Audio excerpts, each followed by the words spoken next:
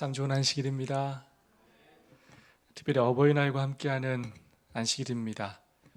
우리를 낳아주시고 사랑과 헌신으로 키워주신 부모님께 감사의 마음을 전하는 날입니다. 안식일학교 시간의 편지가 참 감동이었죠? 저도 제 아들한테 직접 듣지 못하고 영상을 통하여 보게 되었습니다. 부모의 삶의 기쁨과 행복이 무엇이겠습니까? 오직 자식 잘 되는 것, 건강하고 행복한 것 아니겠습니까? 자녀들이 부모의 사랑과 헌신을 알고 감사할 때, 그때 부모가 정말 행복하지 않습니까? 오늘 우리 육신의 부모님께 온 마음을 다해 감사하다고 고백하는 하루가 되었으면 좋겠습니다. 뿐만 아니라 우리의 참된 아버지이신 하나님께 감사의 마음을 표현하는 안식일이 되기를 소망합니다. 오늘도 옆 사람과 사랑과 소망을 담아서 인사하고 시작하겠습니다. 하늘까지 함께 갑시다 라고 서로 인사해 주시면 감사하겠습니다.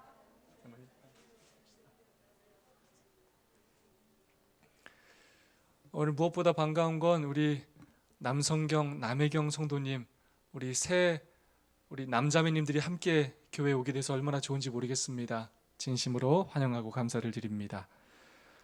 오늘도 문제로 좀 시작해 보도록 하겠습니다. 좀 난이도가 있는 문제입니다. 우리 아시는 분은 손을 한번 들어주시면 좋겠습니다. 각 시대의 대쟁투 총소의 시작인 부조와 선지자의 첫 시작은 어떤 문장일까요? 이 문장은 성경의 모든 내용을 요약한 문장이기도 합니다. 혹시 아시는 분 계십니까? 집사님, 비슷한데 아닙니다. 자, 힌트를 드리겠습니다.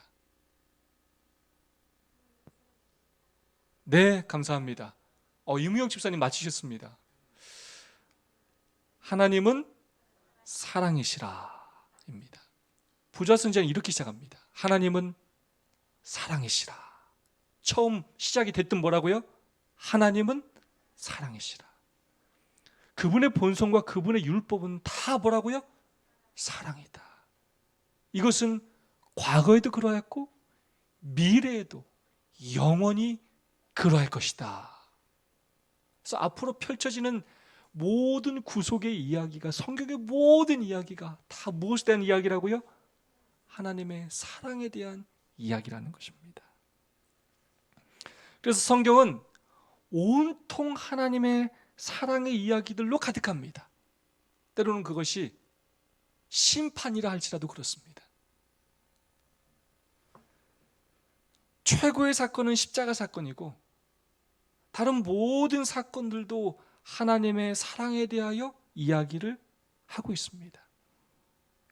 그 중에서 최근에 우리가 묵상하고 있는 실물교훈, 특별히 예수님의 비유 가운데서 하나님의 사랑을 가장 잘 묘사한 비유가 있는데 그 비유가 바로 이번 주 실물교훈 묵상 챕터인 잃었다가 다시 찾은 아들, 누가복음 15장의 탕자의 비유입니다.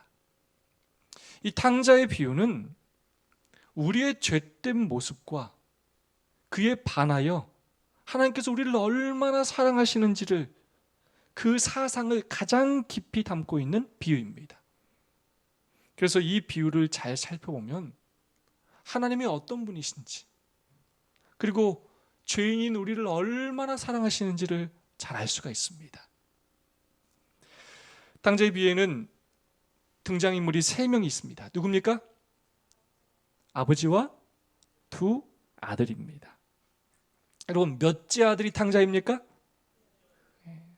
우리는 보통 둘째 아들이 탕자라고 이야기합니다. 그러나 이 비유의 핵심은 무엇이냐면 이 비유에는 2명의 탕자가 등장합니다. 그래서 이번 주와 다음 주는 이 2명의 탕자들을 차례대로 살펴보며 그들을 향한 하나님의 사랑을 살펴보도록 하겠습니다. 오늘 살펴볼 탕자는 첫 번째 탕자입니다. 바로 누가 봐도 탕자 같은 탕자입니다.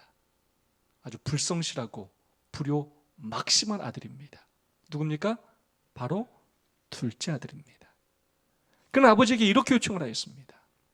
그 둘째가 아버지에게 말하되 아버지여 재산 중에서 내게 돌아올 분깃을 좀 내게 빨리 좀 주십시오. 정신 나간 아들이었습니다. 막대 먹은 아들이었습니다. 여러분 지금 아버지 돌아가셨습니까? 아직도 살아계신 것입니다. 여러분 유산은 언제 받는 것입니까? 돌아가셨을 때 받을 수 있는 것입니다. 근데 지금 아버지가 돌아가시지도 않았는데 당당하게 아버지에게 유산을 요구하고 있는 것입니다. 이 말은 마치 아버지 좀 빨리 좀 돌아가세요. 아버지 죽기 기다리다 이제 지쳤습니다. 내가 웬만하면 말 안 하려고 했는데 하도 안 돌아가셔서 제가 얘기를 좀 해야 되겠습니다. 더는 못 기다리겠습니다.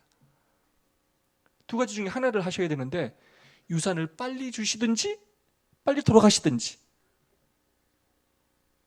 아주 무례하고 터무니없고 버릇없는 행동이었습니다. 가족들과 특별히 아버지와 연을 끊어버리는 행동이었습니다. 스스로 아버지의 아들로서의 권리를 포기하는 그러한 행동이었습니다. 이건 자신뿐만 아니라 아버지의 명예를 극도로 더럽히는 행동이었습니다. 이 소식이 이웃들에게 전해지면 누가 욕을 먹어요? 아버지가 욕을 먹어요. 자식을 어떻게 키웠으면 자식한테 저런 소리를 듣고 사나? 저 집은 콩가루 집안이다. 만약 여러분의 자녀가 여러분에게 이런 마음으로 이런 요청을 한다면 여러분 어떻게 하시겠습니까? 안정훈 장로님, 기쁜 마음으로 유산을 주시겠습니까? 아니면 연을 끊고 의절하시겠습니까? 아니 아무리 철이 없다고 그러고 철이 없어도 그렇지 요구할 게 따로 있지. 부모에게 감사하지도 않고 부모를 사랑하지도 않고 부모가 죽기를 기다리고 있는 자식에게 여러분의 유산을 물려줄 그런 마음이 여러분 생기십니까? 사실 작은 아들의 이런 요청은 당시로 볼 때 굉장히 큰 죄악이었습니다. 당시 아버지는 그런 아들에게 여러 행동 중에 하나를 선택할 수가 있었습니다. 첫 번째, 당시 모세 율법에 의하면 이런 아들은 돌로 쳐 죽여도 되는 상황이었습니다. 또한 의식 절차에 따라서 사람들이 보는 앞에서 아들의 뺨을 때린다거나 동네 한가운데 세우고 공개적으로 비난을 한다거나 공식적으로 가족 구성원의 자격을 박탈하거나 심지어는 이제 너는 내 아들이 아니다. 너는 이제 죽은 사람이다. 라고 선포하고 아들의 장례식을 공개적으로 치를 수가 있었습니다. 그만큼 그 당시에 부모에게 이런 행동을 하는 것, 불효를 하는 것은 거의 사형함과도 마찬가지였습니다. 근데 아버지는 그렇게 하지 않았습니다. 되먹지 않은 못되고 버릇없고 불효 막심한 둘째 아들의 요구를 들어주었습니다. 아버지는 살림을 두 아들에게 나눠주었습니다. 여러분 그 결정이 쉬웠을까요? 쉽지 않았을 것 같습니다. 많은 고민을 했을 것 같습니다. 왜냐? 아버지는 뭘 알았냐면 아들에게 이 유산을 주면 아들이 뭐 할 걸 알았어요? 집을 떠날 걸 알았어요. 그리고 그 결과가 눈에 훤했기 때문입니다. 성경은 이렇게 표현하고 있습니다. 12절 후반부의 말씀입니다. 아비가 그 살림을 각각 나누어 주었더니. 여기서 이 살림이라는 표현을 우리가 잘 살펴봐야 합니다. 헬라어로는 비오스라는 말인데 그냥 단순히 말하는 뭐 가재 도구가 아니에요. 그냥 뭐 냉장고, 뭐 세탁기 이런 게 아닙니다. 뜻이 뭐라고요? 생명이라는 뜻을 담고 있어요. 다르게 표현하자면 아버지의 생명을 아들에게 나누어 주었다는 것입니다. 그 아버지는 자신의 생명, 곧 자신의 인생을 그리고 지금까지 그 가문에서 축적한 모든 것을 그런 불효막심한 아들에게 나누어 주었다는 것입니다. 이것은 죄인인 우리에게 자신의 독생자까지 내어주신 그 하나님의 사랑을 표현하는 대목인 것입니다. 13절의 말씀입니다. 그 후 며칠이 묻되어 둘째 아들이 재산을 다 모아가지고 먼 나라에 가. 며칠도 못 됐어요. 달라고 해서 줬더니 며칠 못 되어서 뭐 했다고요? 아버지 품을 떠나서 집을 나갑니다. 여러분, 그럼 아들이 며칠 동안 무엇을 했을까요? 추측을 해보자면 아버지께로 받은 그 유산을 현금화하는 작업을 했을 것입니다. 하루라도 빨리 집을 나가고 싶어 했을 것입니다. 제값을 받지 못한다 할지라도 손해보면서라도 모든 것들을 현금으로 바꿨을 것입니다. 그리고 그 일을 마치자마자 아버지는 안중에도 없고 아버지가 어떤 마음으로 지금 어떤 생각을 하는지는 아무 관심도 없이 그 집을 떠나, 아버지를 떠나 먼 길로 떠나게 되었습니다. 그는 가능한 한 아버지 집에서 그냥 멀리 떨어진 곳으로 발길을 옮겼습니다. 성경과 예언의 신의 상황을 볼 때 아들이 특별한 계획을 갖고 행동으로 옮긴 것으로 보이지 않습니다. 단지 쾌락을 찾아서 지금까지 자신에게 아주 매혹적으로 들렸던 이방 민족의 이방 문화를 찾아서 그 이방 문화가 번창한 곳을 찾아서 무작정 떠났을 것입니다. 그리고 그는 그곳에서 아버지의 간섭 없이 마음대로 살았습니다. 먼 나라의 삶과 그 삶의 결과를 성경은 곧바로 우리에게 가르쳐주고 있습니다. 13절입니다. 거기서 허랑방탕하여 그 재산을 허비하더니. 아버지의 훈계와 지도 없는 그의 삶은 말 그대로 허랑방탕한 삶이었습니다. 나쁜 친구들이 그에게 붙게 되었고 그를 유혹하게 되었고 쓸데없는 것에 흥청망청 술 먹고 노는 일에 돈을 탕진하게 되었습니다. 쾌락과 악한 삶을 쫓느라 눈 깜짝할 사이에 그 많은 재산들을 탕진하게 되었습니다. 설상가상으로 그 나라에 크게 흉년이 들어 더욱더 어려워졌고 궁핍하게 되었습니다. 결국 탕자에게는 아무것도 남지 않게 되었고 아무런 희망도 없게 되었습니다. 완전 거지 중에 쌍거지가 되고 말았습니다. 그것도 순식간에 말입니다. 자신이 뿌린 씨앗의 열매를 너무나도 빨리 거두게 되었습니다. 완전 왕거지가 된 그는 살기 위해서 그 나라 백성 중 하나에게 붙어 살게 되었고 일자리를 찾던 중에 돼지를 치는 일을 하게 되었습니다. 아르바이트로 한 게 아니라 먹고 잘 데도 없어서 풀타임 돼지 치는 사람이 되었습니다. 돼지 우리에서 함께 자고 돼지 음식을 뺏어 먹으면서 그렇게 사는 사람이 되었습니다. 아버지 집에는 종도 있었고 먹을 것도 풍성했는데 부족한 것이 하나도 없었는데 아버지 품에서는 최고로 행복하고 안락한 삶을 살았는데 완전 거지가 되어서 가장 천한 일이었던 돼지 치는 일을 하게 된 것입니다. 여러분, 당시에 돼지 치는 일은 전혀 그럴듯한 일자리가 아니었습니다. 이 돼지 치는 일은 거의 아무런 대가를 받지 못하는 일이었습니다. 허드렛 일이었어요. 또한 모세 율법 아래서 태어난 탕자에게 돼지는 의식적으로 부정한 동물이었습니다. 가까이 하지 말아야 할 동물이었습니다. 그런데 돼지를 치는 일로도 모자라서 너무나 배가 고파서 돼지가 먹는 쥐엄 열매를 먹고자 하였습니다. 돼지와 같은 존재가 되었다는 말입니다. 그런데 더 슬픈 사실은 그 돼지가 먹는 쥐엄 열매조차도 주는 사람이 없었다는 것입니다. 돼지는 먹어도 탕자는 그 쥐엄 열매를 못 먹었다는 것입니다. 돼지보다도 못한 취급을 받는 존재가 되었다는 것입니다. 그 나라 사람들이 압이 없고 돈 없는 이 이방 상거지를 되지만도 못하게 취급하였다는 것입니다. 이 얼마나 가슴 아픈 일입니까? 그의 인생은 정말 처참하였습니다. 더 이상 내려갈 곳이 없을 정도로 그의 인생은 추락하고 말았습니다.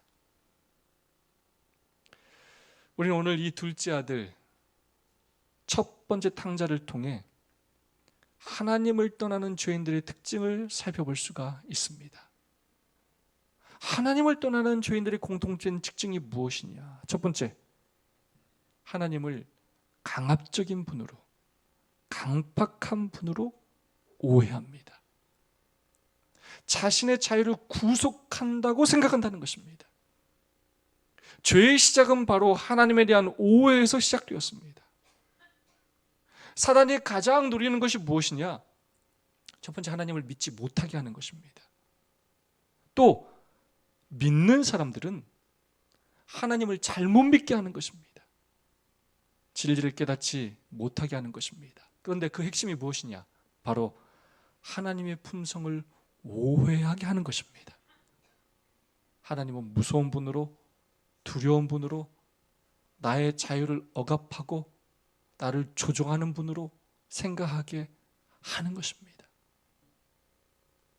두 번째, 하나님을 떠난 사람들의 특징, 의무를 생각하지 않고 권리만 주장합니다.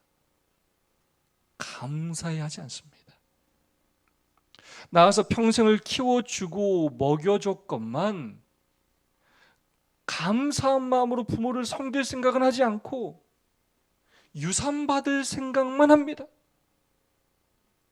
자신의 의무보다 늘 자신의 권리를 주장합니다. 늘 불평, 불만만 말하고 감사해하지 않고 만족해하지 않고 행복해하지 않습니다. 이것이 탕자의, 하나님을 떠난 죄인의 두 번째 특징입니다. 어린이날이 지났는데도 서준이가 계속 뭐라고 말하냐면 어린이날 선물 하나 더 줘야 한다고 이야기하고 있습니다. 근데 자기는 어버이날 아직 아무것도 안 줬는데도 말입니다. 큰일입니다. 우리 김서준 탕자가 빨리 돌아와야 할 것 같습니다. 세 번째로 하나님을 떠난 사람들의 특징은 무엇이냐면 장래에 대하여 깊이 생각하지 않습니다. 눈에 보이는 대로 행동합니다.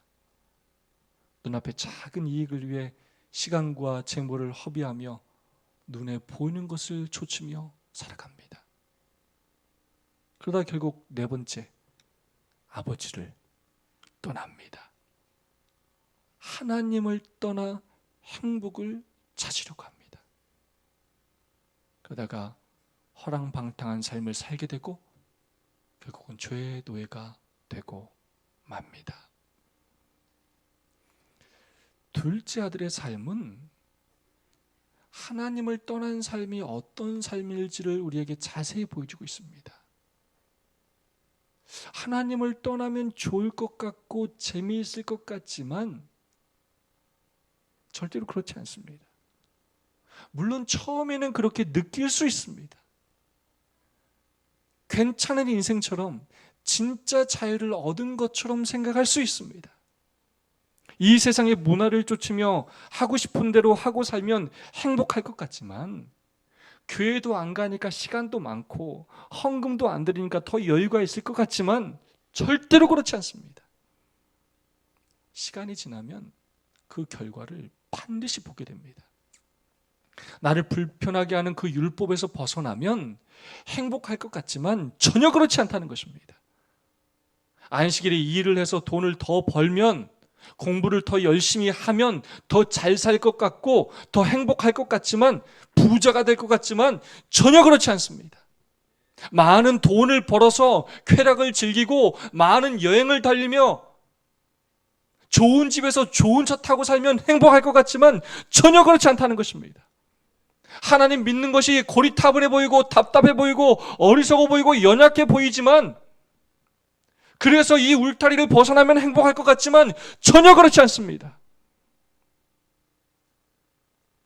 하나님을 떠난 삶은 결국은 아무것도 아닌 것입니다. 축복에서 멀어지는 삶이요, 생명에서 멀어지는 삶이기 때문입니다. 결국 이 세상의 종이 되어 허랑방탕한 삶을 살게 될 것이고 모든 것을 탕진하는 삶을 살게 될 것입니다. 결국 죄의 종이 되어 사람다운 삶을 살지 못하게 될 것입니다. 진정 우리를 가치 있게 하고 고상하게 하는 것이 무엇인지를 우리는 기억해야 합니다. 하나님 없는 삶이, 그리고 그 죄가 우리를 얼마나 쉽게 파멸시키는지를 깨달아야 합니다. 하나님 없는 재물, 하나님 없는 명예, 하나님 없는 성공이 얼마나 우리의 삶을 쉽게 무너뜨릴 수 있는지를 깨달아야 합니다. 율법을 가벼이 여기고 외면하는 그 죄가 얼마나 우리를 쉽게 파멸시키는지를 깨달아야 합니다. 많은 사람들이 하나님 품에 살고 있는 것이 얼마나 행복한지를 모르고 있습니다. 지금 이렇게 우리가 신앙생활하며 믿음 생활하며 하나님 품 안에서 사는 것이 얼마나 감사한 일인지를 모르고 있습니다. 하나님 모르고 사는 사람들이 얼마나 불행하고 인생을 허비하는 삶을 사는지를 모르고 있어요. 그래서 그 사람들을 부러워하고 그 사람들처럼 살지 못해 안타까워하고 세상에 눈을 돌리고 얼마나 그렇게 불쌍한 삶을 사는지 모르겠습니다. 탕자가 그러했습니다. 이 세상에 많은 탕자들이 또한 그러합니다. 하나님이 나를 불편하게 하고, 특별히 다른 교회 아니고 이 안식일 교회 다니니까 너무 따지는 것도 많고 지켜야 되는 것도 많고, 이 교회 갔더니 그냥 다른 교회는 안 그랬는데 너무 시키는 것도 많고, 정말로 이 교회 다니다가는 내가 하고 싶은 것도 못하고 정말로 일이 너무 많아서 지쳐 쓰러지겠다, 안 되겠다 라고 생각하기도 합니다. 그 모든 것들이 다 나를 지켜주는 울타리 역할을 하고 있음을 잊을 때가 많습니다. 하나님께서 우리에게 주신 직분, 직책, 율법, 이 모든 것들이 나를 지켜주고 있는 것임을 기억해야 합니다.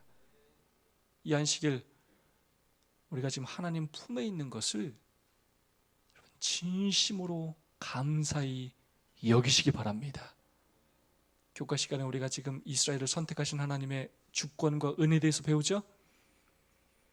오늘 우리가 많은 교회 가운데 재림교회로 남은 무리로 선택받았다는 사실에, 이 진리를 깨닫고 그 빛 가운데 살고 있다는 사실에 매 순간 감사해야 합니다. 그러니 제발 하나님을 떠나지 마시기 바랍니다. 교회를 오지 않는 것을, 하나님께 세상에 우선순위를 내어드리는 것을, 하나님을 저버리고 세상에 눈을 돌리는 것을 쉽게 생각하지 마시기 바랍니다. 늘 하나님 곁에 있기를 즐겨하시고 하나님께 우선순위를 두시기 바랍니다. 만약 둘째 아들이 그 사실을 알았다면 그 아버지를 떠나지 않았을 것입니다. 아직 좀 철이 없었어요. 둘째 아들은 배고픔과 외로움 속에서 가련한 자신의 형편을 보고 생각하였습니다. 이에 스스로 돌이켜 내 아버지에게는 양식이 풍족한 품꾼이 얼마나 많은고 나는 여기서 추려 죽는구나. 내가 여기서 종으로 있느니 어디 가서 종하는 게 차라리 낫겠다고요? 차라리 아버지 집 가서 종으로 하는 게 낫겠다. 그리고 그는 아버지를 생각했습니다. 아버지가 자신을 얼마나 사랑하는지, 그리고 아버지가 얼마나 다시 돌아오라고 신신당부했는지 생각하였습니다. 그리고 아버지와 함께 있던 그 행복한 시절들을 하나하나 생각하였습니다. 이제 자신에게는 아무런 희망도 없으며 오직 아버지께 돌아가는 것만이 유일한 희망이라고 생각했습니다. 그리고 결심하였습니다. 내가 일어나 아버지께 가서 이르기를, 아버지여, 내가 하늘과 아버지께 죄를 얻었사오니. 지금 자신의 고생이 자신의 어리석음의 결과임을 깨닫게 되었고 그는 회개하게 되었습니다. 그리고 아버지께로 돌아가기로 결심하였습니다. 그리고 염치 없지만 아버지한테 종으로라도 있게 해달라고 부탁하려는 마음으로 그는 아버지에게 돌아갔습니다. 그 후의 이야기는 여러분이 잘 아실 것입니다. 아들이 집을 나간 이후로 단 하루도 빼놓지 않고 문 밖에서 나와 여전히 기다리던 그 아버지, 그리고 그 탕자가 돌아올 때 뛰어나가 그 아들을 품에 안으며 아들이 나를 종의 하나로 받아달라는 말할 기회도 주지 않으시며 그의 지위를 회복하고 잔치를 베푸는 이야기가 그 다음에 등장합니다. 이 시점에서 탕자의 행동이 아닌 아버지의 행동에 대하여 살펴볼 필요가 있습니다. 여러분, 이 아버지는 도대체 제정신입니까? 아버지 행동이 참 이상합니다. 버르장머리 없는 둘째 아들이 아버지가 살아계신데도 불구하고 유산을 달라고 하면 어떻게 합니까? 혼내고 꾸지람을 줘야 하는 거 아닙니까? 내쫓아야 하는 거 아닙니까? 근데 그렇게 하지 않았습니다. 또 아들이 유산을 가지고 방탕한 일에 탕진하고 있었습니다. 그 다음 아버지라면 아들을 찾아 쫓아가서 뜯어 말려야 하는 거 아닙니까? 우리라면 그렇게 하지 않겠습니까? 근데 아버지는 그렇게 하지 않았습니다. 아들을 쫓아다니며 잔소리하지도 않았고 흉년이 들었을 때 찾아가 밥을 사주지도 않았습니다. 그럼 아버지는 뭘 했느냐? 이 아버지가 한 일은 그저 기다리는 일뿐이었습니다. 여러분, 상대방에게 화가 났을 때 찾아가서 이야기하는 것이 힘듭니까? 참는 것이 힘듭니까? 참는 게 훨씬 힘이 듭니다. 불의를 참는 것, 정죄하는 것을 참는 것이 정말 힘이 듭니다. 아버지가 아무 일도 하지 않으신 것이 아니라 사실 가장 어려운 일을 하고 계시는 것입니다. 그 죄인을 찾아가 정죄하시는 것이 아니라 깨닫고 회개하고 돌아오기를 참고 기다리시고 계신 것입니다. 포기가 아닙니다. 외면이 아닙니다. 죄를 깨닫고 다시 돌아오기만을 눈물을 흘리며 눈이 빠지게 기다리고 계시는 것입니다. 단 한 번도 그 아들에게서 마음과 눈을 뗀 적이 없이 기다리신 것입니다.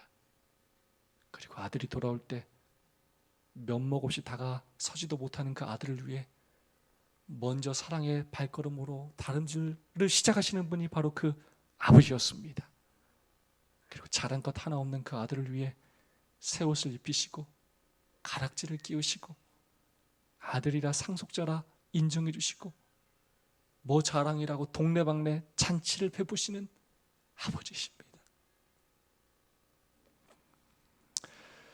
여러분은 어느 순간에 둘째 아들이 가장 많이 사랑받았다고 생각하십니까? 언제인 것 같습니까? 언제 가장 많은 사랑을 받은 것 같습니까? 아들에게 달려가 그 아들을 안아주던 바로 그 순간? 잔치를 베풀던 바로 그 순간? 아닙니다. 아버지가 아들을 평소보다 더 많이 사랑한 특별한 순간은 사실 없었습니다. 아버지는 내내 처음부터 끝까지 변함없이 아들을 사랑했습니다. 그 아들이 몹쓸 행동을 했을 때도, 그 아들이 아버지를 떠났을 때도, 그 아들이 재산을 다 탕진했을 때도, 또 망한 모습으로 아버지 집에 돌아왔을 때도 여전히 동일하게 사랑하고 있었습니다. 아버지의 사랑은 변한 적이 한 번도 없었습니다. 변덕스러운 것은 바로 그 사랑을 바라보는 둘째 아들의 시선이었습니다. 아버지가 나의 자유를 억압한다고 느낄 때 그 아들은 내가 덜 사랑받는다라고 생각했고 그렇게 살았습니다.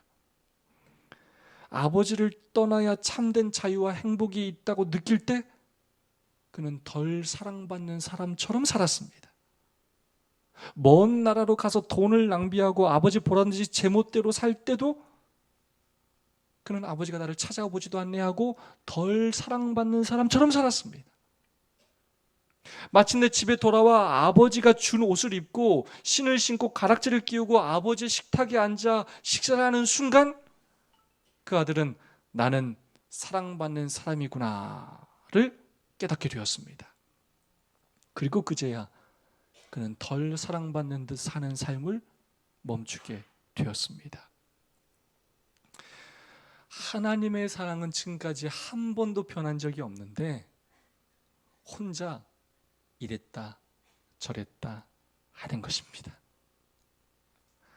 내가 좀 효도했다 싶으면, 내 믿음이 좀 좋고 좀 뜨거울 때는 하나님께서 나를 많이 사랑하신다라고 생각하고, 조금 다운돼서 좀 믿음이 식어질 때는 하나님께서 나를 사랑하시지 않는다라고 생각한다는 것입니다. 내가 드린 기도가 당장 응답이 되면 하나님께서 나를 사랑하신다라고 생각하고, 또 기도가 조금 지체되는 것처럼 생각하면 하나님께서 나를 사랑하시지 않는다라고 생각한다는 것입니다. 내가 좀 교회에서 열심히 봉사하고 헌신하면 하나님께서 나를 사랑하시고 귀히 쓰신다라고 생각하고, 내가 원하지 않는 봉사의 자리에 이렇게 불림을 받으면 하나님께서 나를 사랑하시지 않는다라고 생각한다는 것입니다. 오늘 나의 숨겨진 죄 때문에, 나의 교만 때문에, 나의 외식주의와 율법주의 때문에 오늘 우리도 덜 사랑받는 듯이 살고 있지 않습니까? 하나님은 여전히 변함없이 저와 여러분을 사랑하십니다. 하나님은 우리의 어떠한 것 상관없이 여전히 우리를 사랑하시는 하나님이십니다. 우리가 죄 가운데서 벗어나 회개하고 돌아오기를 기다리시는 하나님이십니다. 이 비유는 둘째 아들을 나쁜 사람으로 묘사하기 위하여 하신 말씀이 아닙니다. 이 말씀은 바로 하나님은 죄인들과 함께 있기를 기뻐하신다는, 죄인들이 회개하여 돌아오기를 기뻐하신다는 말씀을 하시기 위하여 하신 비유입니다. 엄밀하게 말하자면 궁극적으로 둘째 아들, 이 탕자를 칭찬하기 위해 하신 말씀입니다. 둘째 아들이 너무나 큰 죄인이고 아버지에게 몹쓸 행동도 하고 온갖 쾌락에 빠져 허랑방탕한 삶을 살았지만 그래도 탕자가 잘한 행동이 하나 있었기 때문입니다.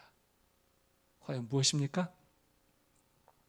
바로 자신이 죄인 줄을 깨닫고 아버지께로 돌아왔다는 것입니다. 자신이 아무런 희망이 없다고 느끼고, 내가 잘나고 나는 이제 아버지 없이도 살 만큼 나는 믿음도 좋고, 나는 교회에서도 내가 엄청나게 인정받고 많은 일을 하고 있고,